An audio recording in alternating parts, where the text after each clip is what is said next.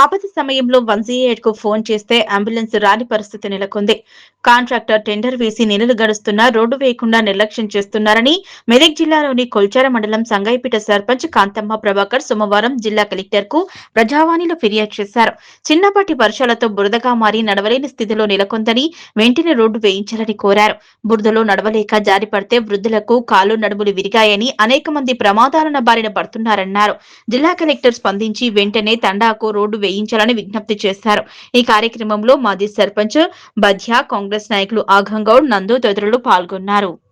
మెదక్ జిల్లా కలెక్టరేట్ లో మరి గ్రీవెన్స్ లో మరి సంగాయపేట కొల్చారం మండల్ సంగాయపేట ఆండాకు ఉన్నటువంటి 2.5 కిలోమీటర్ల రోడ్డు 2022లో మంజూరైంది. మరి ట్రైబల్ దాంట్లో మంజూరైంది. ఆర్ఎండ్బి దాంట్లో ఆర్ఎండ్బి రోడ్ నుంచి వాల్య తాండా నాణ్య తాండా వరకు 2.5 కిలోమీటర్ల రోడ్డు మంజూరైంది.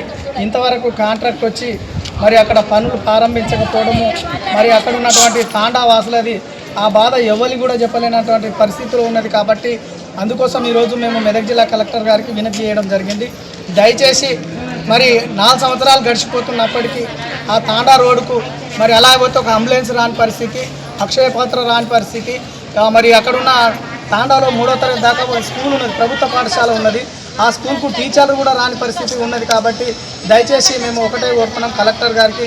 మరి ఎందుకంటే ఆ కాంట్రాక్ట్ను పిలిచి మరి తాండాలో ఉన్నటువంటి పరిస్థితి, తాండా రోడ్డు చాలా ఇబ్బందికరంగా ఉన్నది. కాబట్టి దయచేసి ఆ తాండా కాంట్రాక్ట్ ఎవరైతున్నారో రోడ్డు కాంట్రాక్టు గజ్వేల్ మల్లేశం అని మేము ఫోన్ చేస్తే లిఫ్ట్ చేయకపోవడము, అలాగే పోతే 2 నెలల క్రితం కూడా మరి ఆర్ఎండ్బి ఈఈ గారిని, మరి సిద్దిపేట ఎస్సీ గారిని, అలాగే ఎర్రమంజల్ హైదరాబాద్ గారి సిఈ గారిని కూడా కలవడం జరిగింది. కాంట్రాక్టు నిర్లక్ష్యంతో అక్కడ ఉన్నటువంటి ప్రాబ్లము సాల్వ్ కాలేకపోతుంది.